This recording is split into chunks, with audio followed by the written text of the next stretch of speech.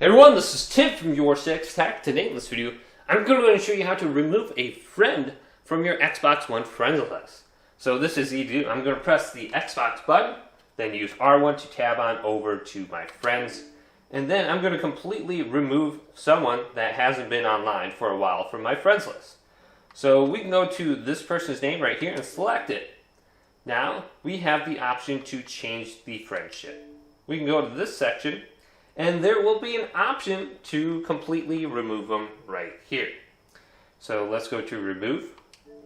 And I don't think this person has been online for at least a decade, so they are no longer on my friends list.